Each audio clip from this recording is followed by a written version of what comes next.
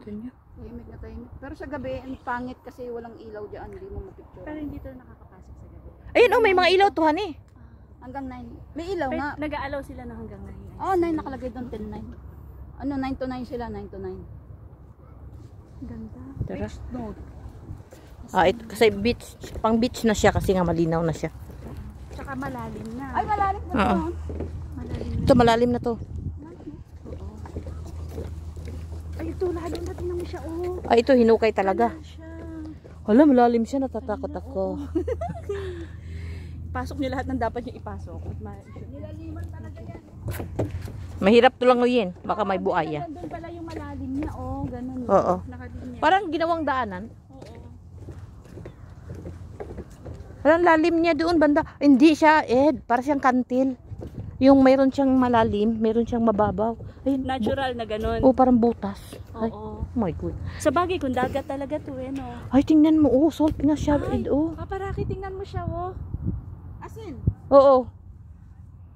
Salt, look, you Saan see? pupuntahan natin yan doon? Hindi natin madadaan. Ay, ano lang, ganyan lang view. Ayan, meron pa isang tunnel. Ayun, nakaharap mo siya.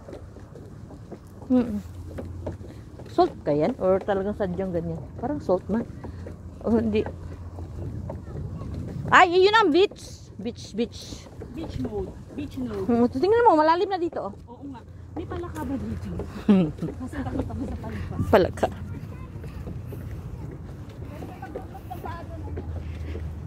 Kaya maglublog tayo. Hindi naman natin malublog. Kaya naman yung sapatos natin. Magdidinihan. Ang peaceful.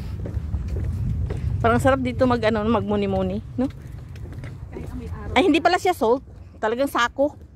Parang salt kasi tingnan. Pero yung salt talagang nandyan, oh, yung sa mga dahon ng ano. Labat may plastic. Ano? Ayan yung dyan, oh, na pwede mong yung kagaya doon na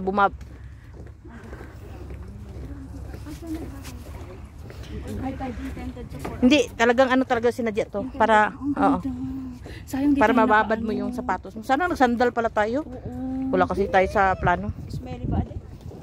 Hindi maganda ang ano ni salt ha. Mga ganyang pandesal dapat na nagbababad sa tubig. Pandesal. Tsaka sa ano maaalat. Para mawala yung amoy ng paan.